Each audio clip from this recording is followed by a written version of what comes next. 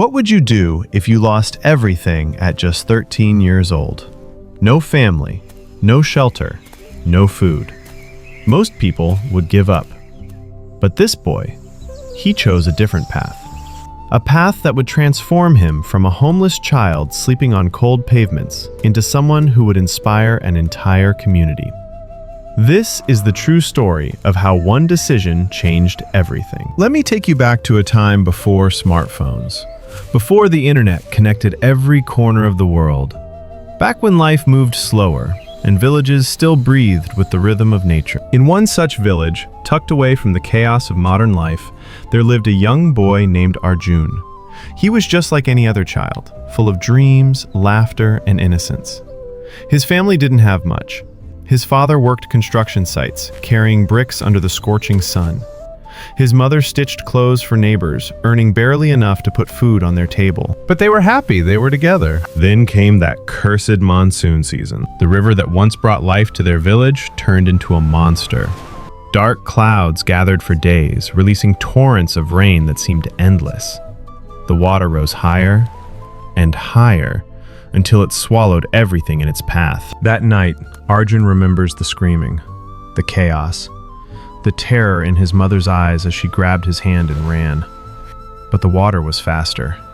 It ripped them apart like they were nothing. When dawn finally broke and the flood began to retreat, Arjun found himself clinging to a tree branch, alone, shivering, calling out for parents who would never answer again. The days that followed were the darkest of Arjun's life. At first, the villagers showed compassion.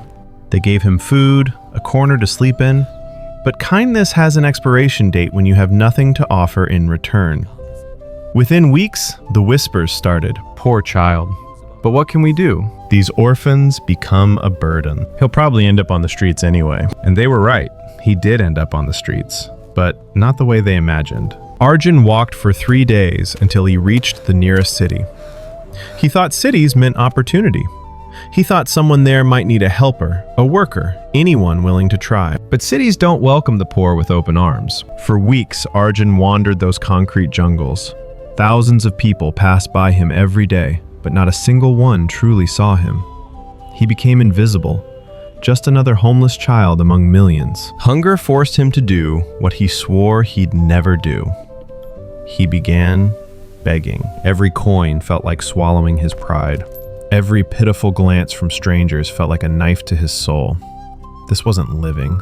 This was just surviving. One evening, as Arjun sat on the steps of a closed shop, someone sat down beside him. The man wore simple clothes, a faded kurta and sandals that had seen better days. But there was something different about his eyes. They held wisdom. "Why are you here, child?" the stranger asked gently. Arjun didn't even look up. "Where else would I be? You could be working, learning, building something." Arjun laughed bitterly. "Working? Who would hire someone like me? I'm nobody. I have nothing." The man was quiet for a moment. Then he said something that would echo in Arjun's mind forever. "You're right, you have nothing. But that means you have nothing to lose. And people with nothing to lose are the most dangerous, because they're free to become anything." Arjun finally looked at him. "Who are you?" "My name is Narayan. I run a small provision store nearby. If you want, you can work for me. I won't pay much, but you'll earn with dignity instead of begging for mercy." For the first time in months, something stirred inside Arjun. Hope. Tiny, fragile, but real. "Why would you help me?" Arjun asked suspiciously. Narayan smiled. "Because someone once helped me when I was exactly where you are now. Consider this my way of paying it forward." The next morning, Arjun's new life began. The work was brutal. He scrubbed floors until his knees ached. He carried sacks of rice twice his weight. He organized shelves, cleaned shelves, and cleaned them again. His hands developed calluses. His back screamed in protest. But when the day ended, Narayan handed him 10 rupees and a plate of hot food. Arjun stared at those coins like they were made of gold. This wasn't charity. This wasn't pity. This was earned. His sweat, his effort, his value. That night, he didn't sleep on the street. Narayan let him stay in the small storage room behind the shop. It wasn't comfortable, but it was his, and that made all the difference. Weeks turned into months. Arjun didn't just work, he observed everything. How Narayan talked to customers with respect, how he calculated profits, how he knew exactly when to order stock before it ran out. One day, Arjun gathered courage. "Uncle, can you teach me how to read the account books?" Narayan looked surprised, then pleased. "You want to learn?" "I want to understand how this works. All of it." From that day, Narayan became more than an employer. He became a teacher.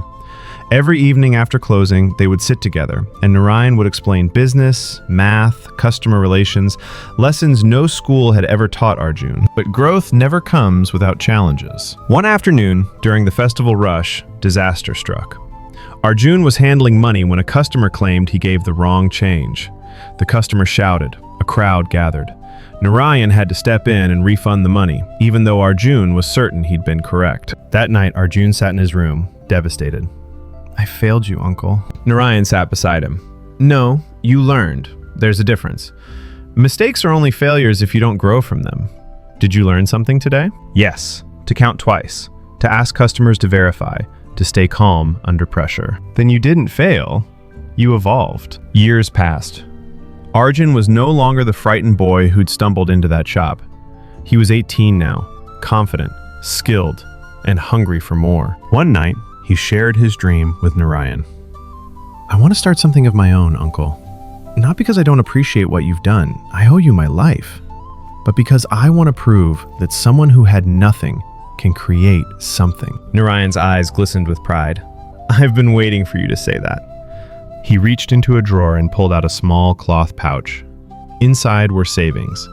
Money Narayan had been setting aside from Arjun's earnings without telling him. "This isn't a gift," Narayan said firmly. "It's your money. Every rupee you earned through honest work. I just kept it safe until you were ready." Arjun's throat tightened with emotion. "I don't know how to thank you." "Thank me by succeeding.